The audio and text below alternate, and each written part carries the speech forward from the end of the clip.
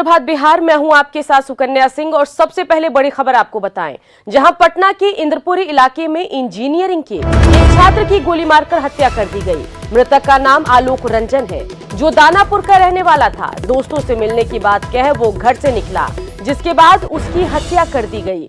आलोक अपने माँ बाप की इकलौती संतान था।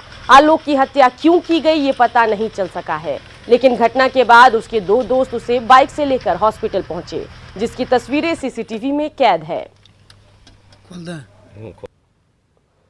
फिर से एक बड़ी वारदात हो गई है। इंजीनियरिंग के छात्र आलोक रंजन की गोली मारकर हत्या कर दी गई है। आलोक अपने घर से खाना खाकर निकला था और उसके बाद उसकी हत्या कर दी गई है। एक बड़ी घटना फिर से राजधानी पटना में। हालांकि पाटलिपुत्र थाने की पुलिस इस पूरे मामले की गुत्थी सुलझाने में लगी है। देर रात 1 बजे ये मामला पाटलिपुत्र थाने की पुलिस के पास आया है और उसके बाद पुलिस अधिकारी इस पूरे मामले की छानबीन कर रहे हैं। उस घटनास्थल पर भी पुलिस की टीम पहुंची थी, जहां पर आलोक की गोली मारकर हत्या कर दी गई है। इस वक्त जो ऑफिसर ऑन ड्यूटी हैं वो बता रहे हैं कि आप लोग गए थे घटनास्थल पर। जी हाँ, गए थे, अभी आ रहे हैं वहीं से। जी, तो क्या देखा आपने वहाँ पर? वहाँ हम लोग रूम खोल के देखे तो वहाँ खून गिरा हुआ है बिछावन पर। गोली का खोखा मिला हमको। कितनी गोलियाँ मारी गई? एक गोली लगा हुआ है। लेकिन सबसे बड़ी बात है कि दोस्तों ने ही हत्या कर दी है आलोक की। आलोक एक मेधावी छात्र बताया जा रहा है, इंजीनियरिंग का ये स्टूडेंट था। ये कोई ऑर्गेनाइज क्राइम नहीं है। अगर दोस्तों ने उसकी हत्या की है तो इसकी वजह क्या है, पुलिस इसे जरूर ढूंढ निकालेगी। जो सीसीटीवी फुटेज में जो तस्वीरें आई हैं उसमें ये बात साफ तौर पर देखा गया है कि जो दो दोस्त थे वो लेकर इसे पहुंचे थे हॉस्पिटल में, और उसके बाद वो इस पूरे मामले में केवल गार्जियन को इतना बता पाए कि उसे गोली लग गई है। किस वजह से गोली लगी, कहाँ गोली लगी, इस बात की जानकारी उन्होंने नहीं दी। इंद्रपुरी इलाका बताया जा रहा है, जहाँ इंद्रपुरी इलाके में इसकी हत्या एक मकान में कर दी गई है। कैमरा पर्सन अभिषेक के साथ संजय कुमार, न्यूज़ 18 पटना। चलिए बढ़ते आगे, बात करते हैं नालंदा की, जहां सड़क हादसे के बाद ट्रक और बाइक में आग लग गई। हादसा अस्थावा के मुस्तफापुर गांव के पास हुआ। बाइक को टक्कर मारने के बाद ट्रक उसे घसीटते हुए काफी दूर तक लेता चला गया। बताया जा रहा है कि बाइक से निकली चिंगारी से ही ट्रक में आग लगी और बीच से सड़क ही ट्रक में आग लग गई। आग बुझाने के लिए दमकल को बुलाना पड़ा। हालांकि ये पता नहीं चल सका है कि बाइक सवार का क्या हुआ।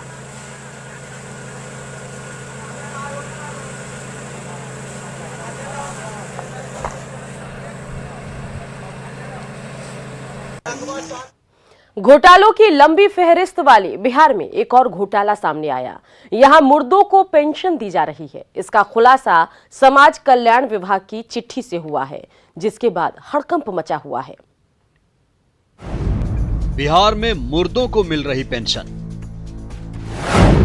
सरकारी खजाने को लग रहा चूना, खुलासे वाले खत से हड़कंप। सरकारी योजनाओं का लाभ उन लोगों को मिलता है जो जिंदा हैं, लेकिन बिहार में मुर्दे भी पेंशन उठा रहे हैं। ये हम नहीं कह रहे, समाज कल्याण विभाग के गोपनीय पत्र ने इस घोटाले को बेनकाब किया है। विभाग के सामाजिक सुरक्षा निदेशालय ने सभी जिलों के डीएम को चिट्ठी लिखकर आगाह किया है कि पेंशनधारियों की मौत के बाद भी उनके खाते में रुपए ट्रांसफर हो रहे हैं। निदेशालय ने जल्द ही ऐसे लोगों की लिस्ट मांगी है ताकि वृद्धावस्था पेंशन, विधवा पेंशन जैसे मदों में अनियमितता को रोका जा सके। दरअसल पहले शिविर के जरिए पेंशन दी जाती थी, जिससे पेंशनधारियों के जीवित होने का भौतिक सत्यापन हो जाता था, लेकिन डीबीटी और लाइफ सर्टिफिकेट से सही तरीके से सत्यापन नहीं हो पा रहा है। तो कहीं न कहीं ये लगता है कि ये मिली भगत है, ऊपर से लेकर नीचे तक, तभी तो ये इतने मरने के बाद भी लोगों के खाता में पैसा जा रहा है।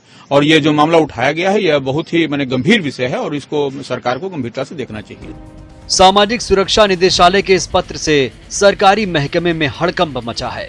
विपक्ष ने इस मामले की जांच सीबीआई से कराने की मांग की है और अधिकारियों के संरक्षण में घोटाले का आरोप लगाया है, तो सत्ता पक्ष जांच के बाद कार्रवाई की बात कह रहा है।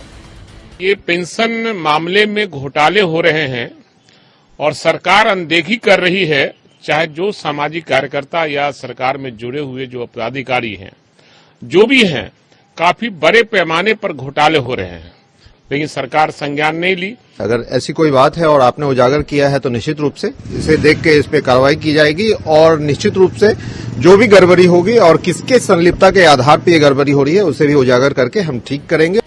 जांच का विषय ये भी है कि सरकारी खजाने को चूना लापरवाही की वजह से लगा या इसके पीछे कोई बड़ा खेल है। न्यूज़ 18 के लिए पटना से संजय कुमार की रिपोर्ट। प्रशांत किशोर को जेडीयू से निकालते ही एनडीए में मानो सब कुछ ठीक हो गया है। बीजेपी और जेडीयू दोनों दलों के नेता ये बताना नहीं भूल रहे कि पीके की वजह से कार्यकर्ता से लेकर बड़े नेता तक संशय में थे।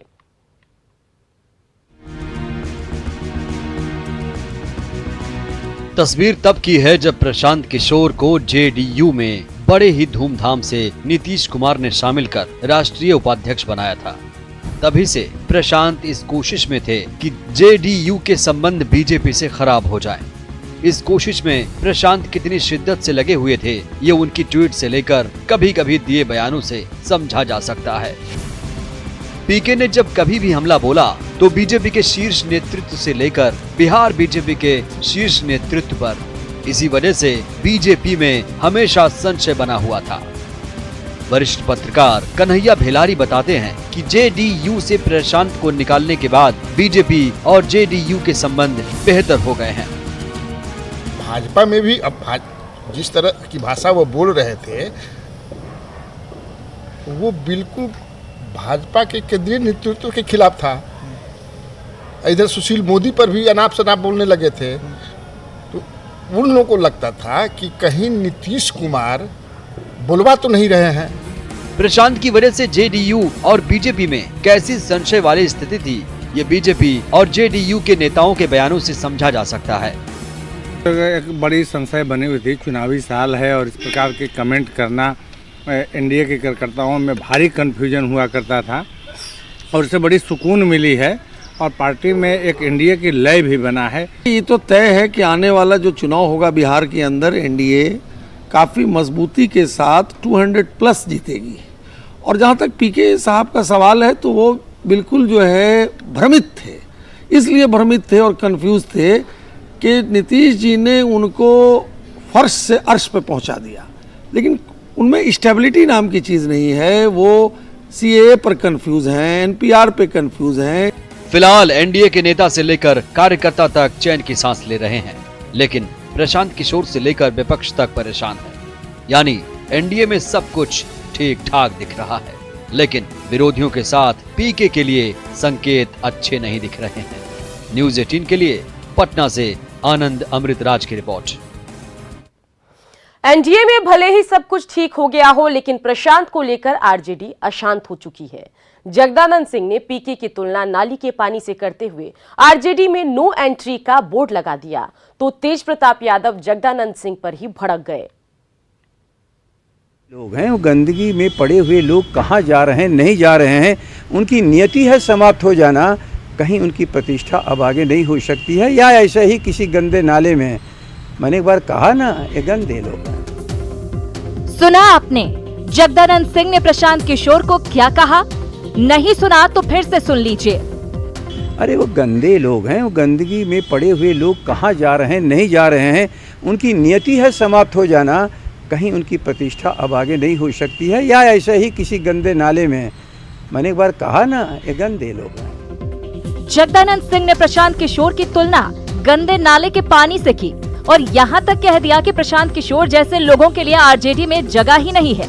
अभी कल ही की तो बात है, प्रशांत किशोर को नीतीश कुमार ने जेडीयू से बाहर का रास्ता दिखाया था। कुछ लोग कयास लगा रहे थे शायद प्रशांत किशोर आरजेडी में चले जाएंगे, लेकिन यहाँ तो जगदा बाबू ने पहले ही नो एंट्री का बोर्ड चिपका दिया। वैसे जगदानंद सिंह की बात पर लालू के बड़े बेटे तेज प्रताप यादव लाल हो गए, साथ में ये नसीहत भी देने लगे, जगदानंद जी को ऐसा नहीं बोलना चाहिए। जगदानंद जी को हम चैनल के माध्यम से बोलना चाहेंगे कि अगर इस तरीके का वो बयान दिए हैं तो इस ऐसे बयान से वो बचें। जगदानंद सिंह के बयान से नाराज तेज प्रताप ने तो यहाँ तक कह दिया कि प्रशांत किशोर का आरजेडी में स्वागत है। अभी आप चाहते हैं कि प्रशांत किशोर अगर आना चाहे तो स्वागत है, एकदम वेलकम है प्रशांत किशोर जी इसको। हालांकि आरजेडी में तेज प्रताप को लोग बहुत सीरियसली लेते नहीं, फिर भी तेज प्रताप ने जगदानंद सिंह के बयान पर विरोध तो जता ही दिया है। तो क्या माना जाए कि आरजेडी में प्रशांत किशोर को लेकर दो बाढ़ है और प्रशांत किशोर की स्थिति न घर के रहे न घाट के रहे जैसी हो गई है। न्यूज़ 18 के लिए पटना से अमित कुमार के साथ अमित कुमार सिंह की रिपोर्ट।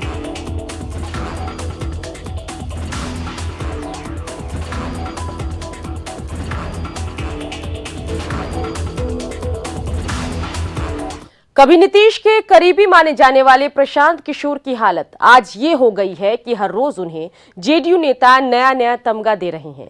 कभी कॉरपोरेट दलाल, कभी कोरोना वायरस और अब सबसे बड़ा बेशर्म का तमगा। वहीं विरोधी भी प्रशांत किशोर के बहाने नीतीश पर हमला तो कर ही रहे हैं, लेकिन पीके को फिलहाल विरोधी भी भाव देने के मूड में नहीं है।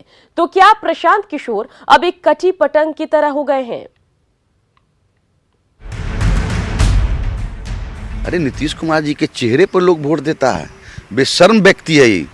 देश में अगर बेशर्म व्यक्ति में किसी का नाम आएगा, उस व्यक्ति का नाम है प्रशांत किशोर। यानी कि प्रशांत किशोर है राजनीति में। ये राजनीति में किशोर, इनके जाने आने से एनडीए गठबंधन में कुछ होने वाला नहीं। बहुत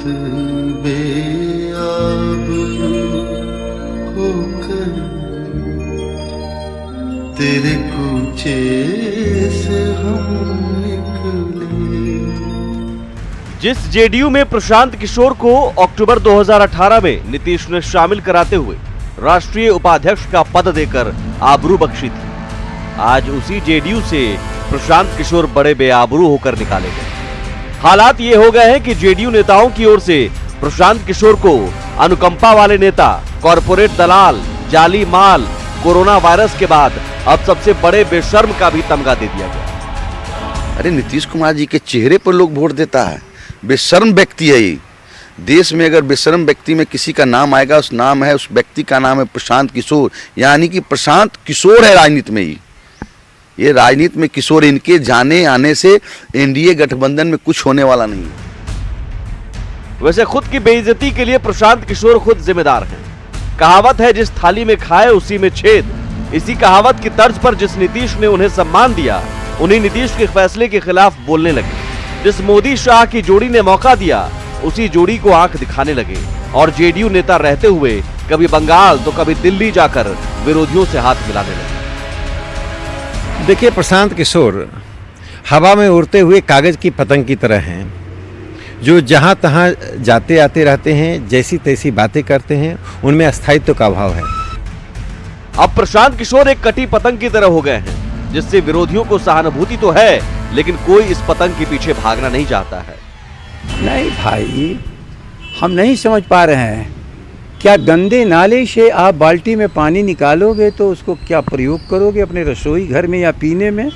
अरे वो गंदे लोग हैं, वो गंदगी में पड़े हुए लोग कहाँ जा रहे हैं, नहीं जा रहे हैं। उनकी नियति है समाप्त हो जाना। कहीं उनकी प्रतिष्ठा अब आगे नहीं हो सकती है, या ऐसे ही किसी गंदे नाले में। मैंने एक बार कहा ना, ये गंदे लोग हैं। आदमी जो है वो मन बना ले कि हमें सरकार में ही रहना है, तो वो किसी की सुनता नहीं है।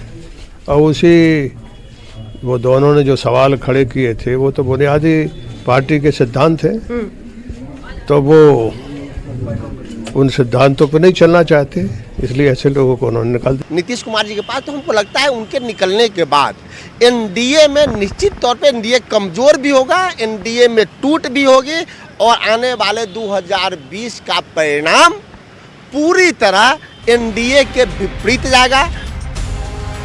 जाहिर है, राजनीति के मार्केट में जिस वैल्यू के दम पर प्रशांत किशोर अब तक उछल रहे थे, जेडीयू से निकलते ही वो वैल्यू भी कम हो गया है। देखना होगा ठिकाना बदलने वाले प्रशांत किशोर को कोई नया ठिकाना मिलता है या नहीं। दिल्ली से अमितेश और पटना से रवेश नारायण के साथ ब्यूरो रिपोर्ट, न्यूज़ 18।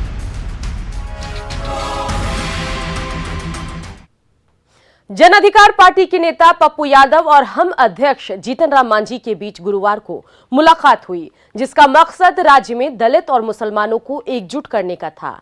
साथ ही एनआरसी एनपीआर पर मुद्दे पर साथ आने को लेकर भी दोनों के बीच चर्चा हुई। बात किया था कि इस पर हम लोग का स्टैंड क्या होना चाहिए, और हम भी अलग से ही बात कर रहे थे कि मुस्लिम और दलित एकता बने, बढ़िया से बने, ताकि राजनीति कुछ ढंग से हो। और इसके हिमायती हैं पप्पू जी, इसको इनको भी अच्छा लगा और इसी विषय पर हम लोग यहाँ पर वार्ता किया है। और हर सभाओं में जहाँ एनआरसी और एनपीआर और सीए के संबंध में वार्ता होगी, सम्मेलन होगा, हम लोग जाएंगे। तो अलग अलग क्यों, एक साथ क्यों न करें और बिहार को एक नई दिशा दें। हम लोग खास करके दलित और मुस्लिम को एक साथ आगे लाएं। दलित अत्यंत पिछड़ा प्राइम मिनिस्टर के रूप में एक गठबंधन बना करके हम बिहार में आगे चलते हैं। और कांग्रेस इसका नेतृत्व, हमने मांझी साहब से आग्रह किया है कि आप कांग्रेस से वार्ता करें, आप उपेंद्र कुशवाहा जी से भी बात करें, हम प्रशांत किशोर जी से भी बातचीत की है। हम चाहते हैं कि एक गठबंधन में वामपंथी पार्टी भी रहे, कन्हैया जी भी रहे। बिहार में जल जीवन हरियाली योजना चलाई जा रही है। तालाबों से अतिक्रमण हटाने के दावे हो रहे हैं, लेकिन मुजफ्फरपुर शहर से सटा एक तालाब जल शत्रुओं के कब्जे में है। घनी बस्ती में स्थित तालाब के बड़े हिस्से पर अवैध कब्जा कर लिया गया, जिसमें कई सफेदपोश भी शामिल हैं।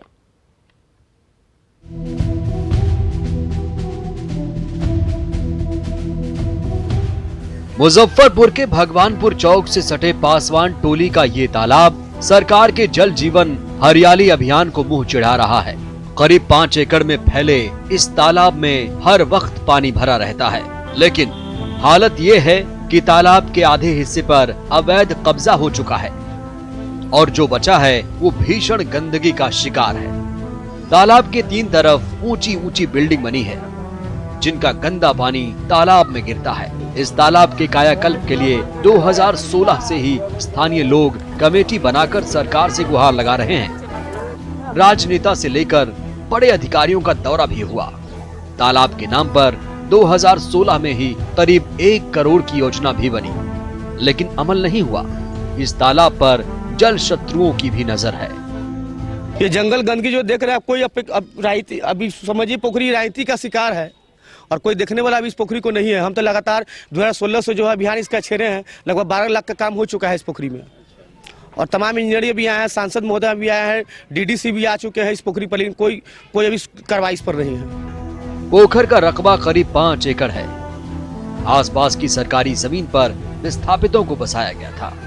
1971 में बिहार विश्वविद्यालय बनने के समय 17 परिवारों को यहाँ विधिवत बसाया गया, लेकिन उसी की आड़ में धीरे धीरे सरकारी जमीन पर कब्जा हो गया। तालाब में कचरा और मिट्टी भरकर कब्जा किया जाने लगा, जिसमें रसूखदार और नेता भी शामिल हैं। सब ऐसे सर निजी जो खाली है जमीन इसी तो वो सब बना लिया, लेकिन वो सब ऐसे सब पोखरिया का भिंडा है सब। हाँ, अगर ये पोखरी बनने लगेगा तो बहुत हम लोग यहाँ पर जो भी आदमी है हम लोग सब खाली करा के ऐसे सोचते हैं कि बनवा दें। 71 में था तो इसमें नहाते थे हम लोग, इसमें के पानी से दाल मतलब सिंचता था,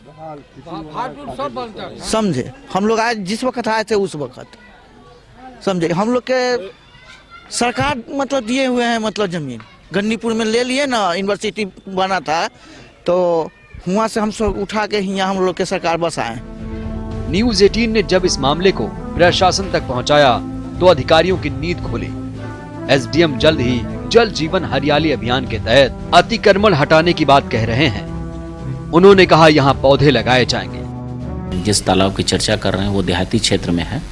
हम लोग अतिक्रमण जो हटा रहे हैं उसी क्रम में अभी इसका भी अतिक्रमण अगर कोई किया है तो उसको हटाएंगे और विश्वास रखिए बहुत जल्द ही वहाँ उस पर वृक्षारोपण भी होगा और उसका उड़ाही का कार्य भी प्रारंभ होगा। प्रशासन तालाब की पहचान कर लेने का दावा कर रहा है, लेकिन स्थानीय लोगों को जनप्रतिनिधियों और अधिकारियों पर विश्वास नहीं और उनकी उम्मीदें मुख्यमंत्री पर टिकी हैं।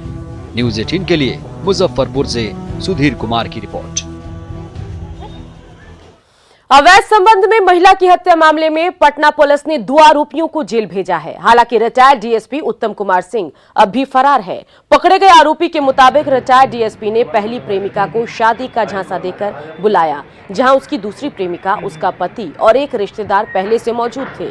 उत्तम सिंह ने पहले प्रेमिका की हत्या के बाद उसका शव गंडक में फेंक दिया। कौन तो है जे ले जाके मीना देवी जबरदस्ती जाती थी इनके घर में कि हमको से इतना पैसा दो तो गलत आरोप लगाएंगे तो तुमको मर्डर करेंगे। ये भी मतलब पूरा होते रहता था। तो मान लो उसी दर्जन में हमारे साहब बोले है ना सर से कि उत्तम बाबू लकलेश सब मिलकर मारे हैं उसको। इनके द्वारा बताया गया कि महिला के द्वारा जो है इनका अवैध संबंध था और उसी में जो उत्तम सिंह का और उसी में जो है इनके द्वारा बताया जा रहा था कि कुछ भया दोहन मतलब उसी को लेकर के महिला के द्वारा जो है पैसा वगैरह जो है इनको इनसे मांगा जाता है। नागरिकता कानून के विरोध में दुकान बंद नहीं करने पर एक दुकानदार से मारपीट की घटना पर मधेपुरा के व्यापारियों ने विरोध जताया और सुरक्षा की मांग करते हुए प्रशासन के खिलाफ नारेबाजी की। मौके पर पहुंचे एसडीएम और डीएसपी पर भी लोगों ने भड़ास निकाली। मारपीट का आरोप स्थानीय विधायक चंद्रशेखर पर लगाया जा रहा है।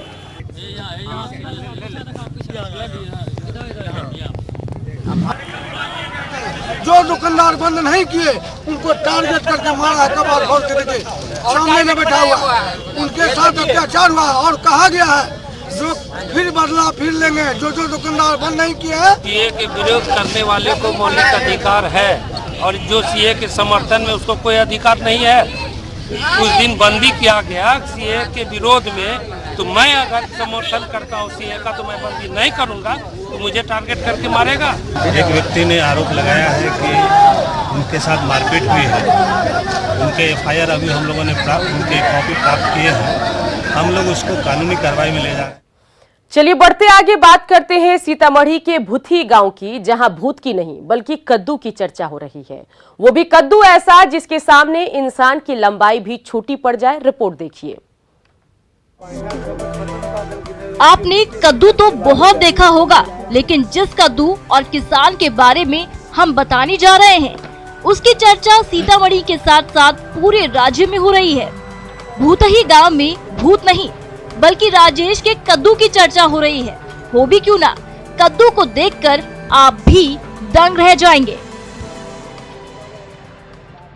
और ये कद्दू बहुत अद्भुत है, 6 फीट का कद्दू है। देख के बहुत अच्छा हुआ कि हमारे समाज का लड़का एक खेती में बहुत अच्छा कर रहा है, हमें गर्व हो रही है। तो चलिए दिखाते हैं आपको उस कद्दू की फसल को जो चर्चा का केंद्र है। कद्दू उगाने वाला किसानों के लिए रोल मॉडल बनकर उभरा है। गौर से देखिए ठड्डर पर लटक रहे कद्दू के फसल को। ऐसा कद्दू आपने कभी देखा है? अगर नहीं देखा है तो एक बार फिर से देख लीजिए।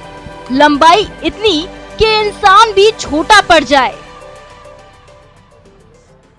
और जहाँ जहाँ प्रशिक्षण कार्यक्रम होता है एग्रीकल्चर का, वहाँ इनको हम सूचना देते हैं और ये अपने स्तर से जा करके और ये बीज संबंधी पौधा, इसे आम का हो गया, कद्दू का हो गया, केला है, पपीता है, इस सब का जामुन है, अंगूर है और सब लगाते हैं।